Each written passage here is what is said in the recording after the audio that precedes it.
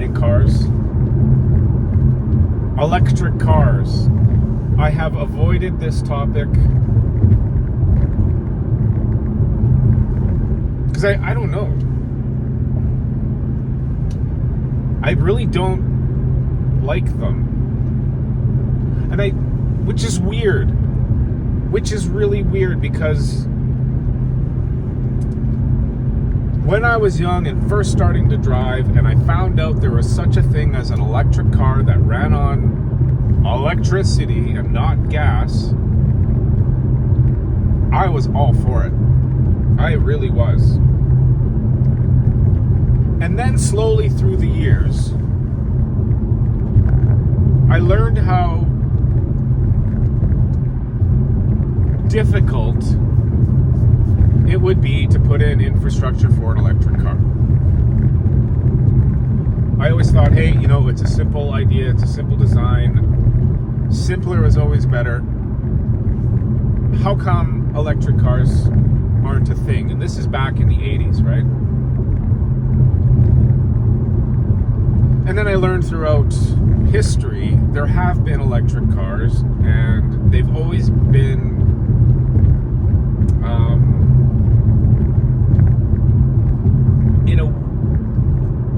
in a weird way, kind of, well, the best way to say it is it never took off. There has always been, threats, or I shouldn't say that, accusations, of big oil, hurting the electric car. Because in my mind, I always thought, why wouldn't...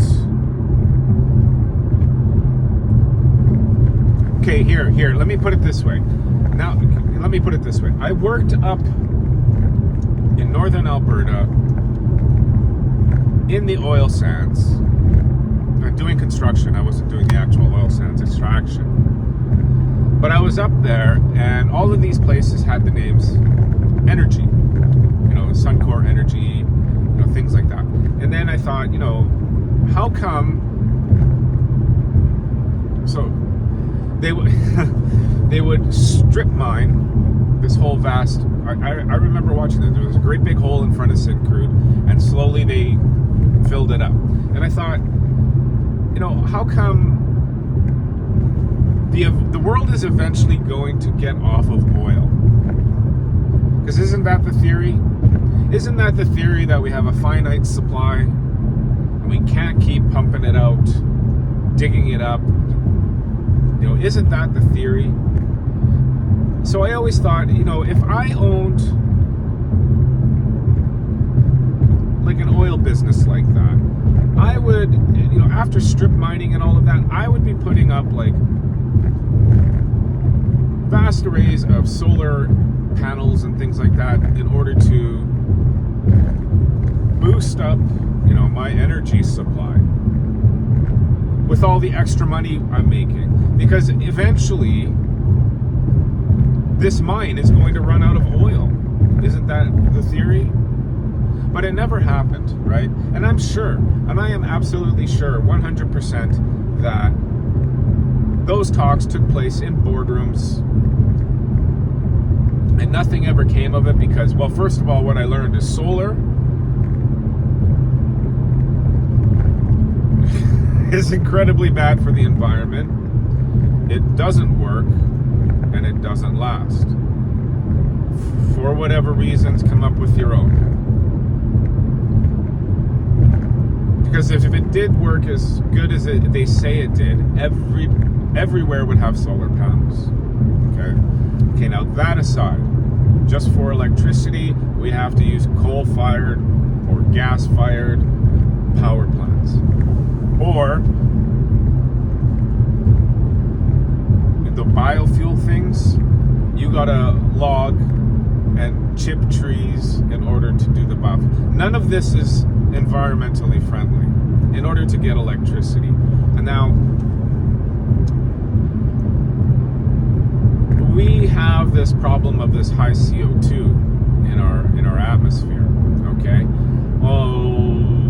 what they found, and I did my geology first and second year in school because it was fun. temperature tracks CO2 throughout recorded time.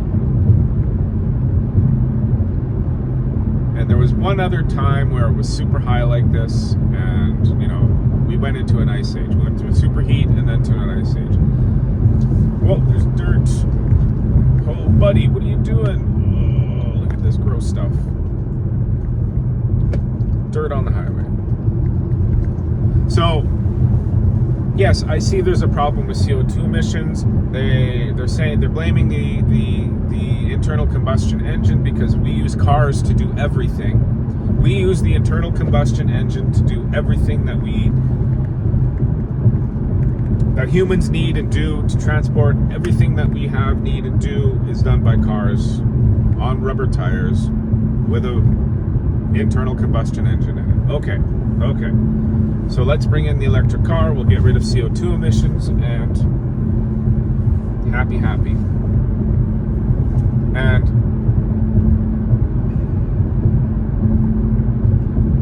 like Canada right now is trying to replace internal combustion engines 100% by 2035. So that means every car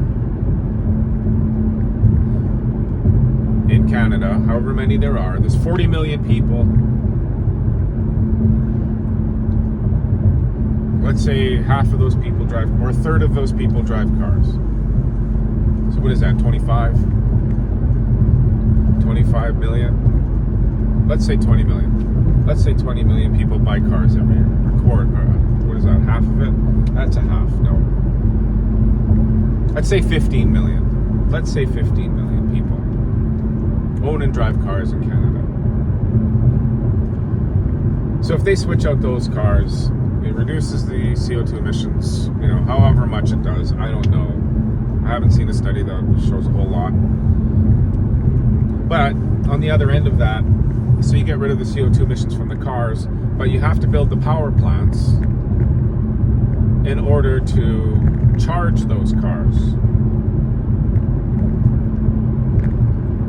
And these big, energy companies can't find a way to do it environmentally friendly. Dude, big lumps of dirt. Okay. After learning all of that and finding out just how harmful an electric car is, not just in the manufacturing of it, not just in using and mining for lithium and using the batteries. Like my big thing with this, with the electric cars and the lithium batteries it takes to run them, is what do you do with the batteries when they're no good anymore, right? So at home, what do you do with your batteries when they're no good anymore? Well, you put them in a little box or bag or something. You take it down to where you recycle batteries, because throwing them in the landfill has been beaten out of us. It's incredibly harmful to the environment to throw that stuff in the dirt, right? And somehow, magically, these batteries are taken off to get recycled somewhere. Somehow, some magic elves or Filipinos or Egyptians or somebody in a third world country either, I don't know, put them in their landfill or recycle these things. But do we ever get them back in batteries working? I don't know. I really don't know. But we are going to have a big problem here. We already kind of are, of what to do with these batteries, because they don't last very long. And to replace them is incredibly expensive on cars. Mostly because of where they're placed in the car. You got to take the car apart in order to get these batteries in. I read an article, it was quite a few years ago, about a lady who bought a used Nissan Leaf. 6 months in, the thing wasn't taking much of a charge anymore. She went to Nissan, took the car back to Nissan, said, hey, can I replace the battery? How much is the battery on this? Now, when I was selling Toyotas and the Toyota Camry Hybrid came out, it was only like $6,000 or $7,000 to replace the battery. Now the battery was accessible. It was in the trunk, and you could see the box. You could see the battery box in behind the rear seats in the trunk of the car. And I thought, hey, that's a really good idea. $6,000 to keep a car running forever again on electricity. What a deal. But it doesn't seem to be every car manufacturer is doing it that way. They're making the cars disposable, sort of thing, right? Because if it's too expensive for you to fix the car, which is what's happening right now, insurance companies, when you're in an accident, they'll just write the car off. They don't want to fix it. When you take it to the dealer to get something replaced, like an engine or a transmission, it's not worth the value of the car. And they'll advise you to say, hey, you got a choice. It might be worth getting a new car. That kind of thing. So the lady in the Nissan Leaf, and the battery went bad, went to the dealership, and they said, okay, now this is probably going to cost you about $110,000 to replace the battery in this Nissan. And she said, what? I said, yeah, well, the battery isn't the problem. We have to take apart the car and put it back together in order to get the battery in there, to take the other one out and put the new one in. So a Nissan Leaf, a Nissan Versa, $110,000 on a used car. That's one example. It's a compact, affordable, economy car, right? Can you imagine what it would be like to do it on something else? I don't know what it costs to replace batteries in a Tesla, but I do know people aren't doing it, right? They're trading them in, or they're not keeping them. They're not keeping the cars in general. I'm sure there's some people that do. Okay. What do you do with this toxic material? You can't just, I don't know if you've seen videos of it, but when the lithium batteries go, they don't stop burning. They just let them burn. And they will burn for days or even weeks. They've taken down entire, cargo ships. Batteries have gone bad in cargo ships and started fires, and it's a nightmare. Never mind how toxic the fumes and stuff are off of the burning batteries. So let's take those batteries, and what do you do with them? Like, it's basically like nuclear waste. I'm Gen X. I'm 50 years old right now, right? And back in the day, that was the big talk when I was a kid. What do we do with all this nuclear waste from nuclear power plants, from all these nuclear bombs that everybody's now disarming? And, because USSR at the time and United States, and they all had this, they could blow the world up something like 500 times over with how many bombs there were. And then they had to slowly scale down how much nuclear weapons they had. And we were all left wondering, hey, what do we do with this nuclear waste? And what did they do with it? They dug great big holes in the ground, and they filled it with toxic waste. I'm sure there's containment units, and it's built of concrete with, liners and things like that. But that toxic waste is sitting down under the ground some point, and at some point, it's going to come out. Now, is that what we do with these batteries? When we have, just our country, let's say, by 2030, 15 million people have electric cars. And all those cars go bad. They've got to be traded in or crushed or whatever it is. Nobody's buying a car that has no battery that doesn't work, and they're not going to replace it for $100,000 or 50. 25. If you could replace the battery on your electric car for $25,000 after it's 5, 6, 7, 8, or 9, or 10 years old, would you take out a loan to finance a new battery for your used electric car? Let's say $10,000. Would you fork over 10 grand to keep your electric car going? That's 10 years old. I'm wondering if the car would even last that long, just the regular parts of the car. Something to think about. Where do these batteries go? What are you doing with these batteries? Are they going to employ people in battery recycle factories in Canada to keep these batteries? Start a battery recycle and exchange program where they only last 2 years because they're recycled, and then you just switch it out and you take apart the car to put the new battery in every 2 years.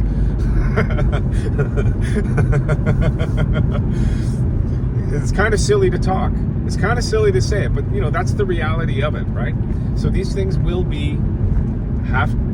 have to be disposed of. And where do we send? If we're not going to do it, who is? Who is? Are they going to end up on a beach like the rest of our Canadian recycling in Indonesia or the Philippines? Right now they're full of plastic and styrofoam. It's not getting recycled. Are the car batteries going to be there now too? It's what is it? What is it? How do we do this? Maybe we just run them like the electric trams. Remember that when we're the DeLorean with that stick that sticks out the back that runs along power lines that are over top the streets. Maybe we'll all have cars like that. Who knows? Maybe we'll end up with a Mr. Fusion. Or somebody will invent some other way to make a zero-emission car that doesn't need batteries.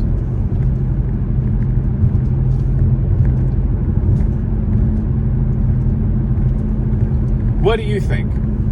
Let me know in the comments. I would be interested to hear. And not just me. I think everybody would like to hear.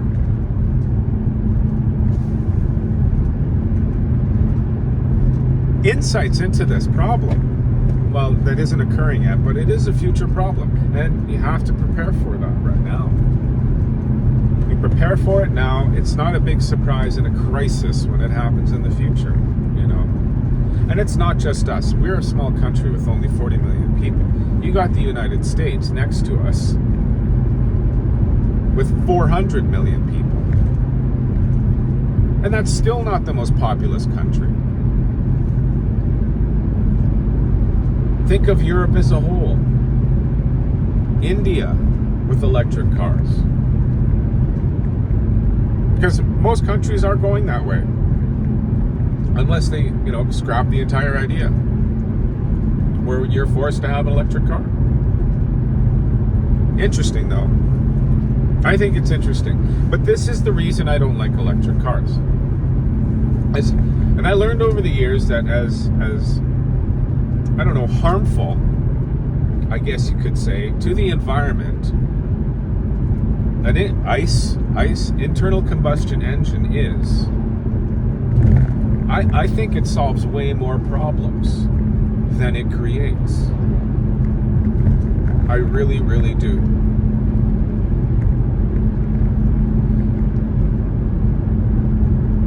There's infrastructure for it. There's technology to handle the recycling of it. And the recycling of the fluids and stuff. I'm just...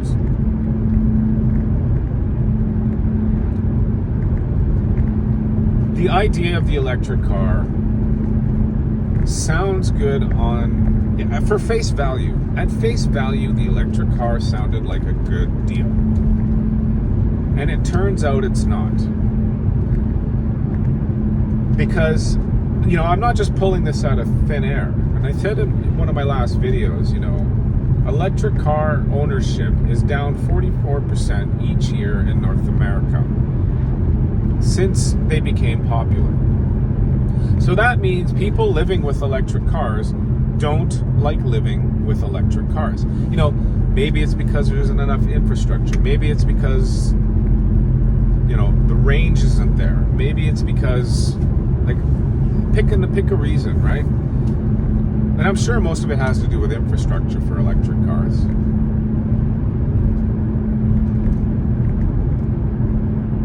But who is building the infrastructure? Who's footing the bill on that? When we already have a perfectly good infrastructure for internal combustion engines. Why fix it if it isn't broken. Is my, because I thought electric cars, innovation, all of that, and it just turns out it's not a good deal. It's not. I just need to get to A to B. I'd like to go for a fun drive on the weekend. Really that's what a car is for. And this does it just fine. And now with my Uconnect screw up, I can turn off my sport mode and get hybrid. In the graphic. I have a pretend hybrid car. Thanks, Dodge. Thanks, Stellantis. Anywho, that's besides the point. I'm a little off topic. But yeah, tell me what you think. Like, I'm really interested. I'm really interested to hear what you guys have to say, because the electric car thing, I've seen them, I've driven them. They are fun. They are fast. They're entertaining. They are. I'm just not into them. And I thought I would be. I thought I would be into them. And I'm not. And that'll end the topic for today. Thank you for watching. Really appreciate your viewership. Really appreciate your comments. Like and subscribe if you're new. And I'll see you in the next one.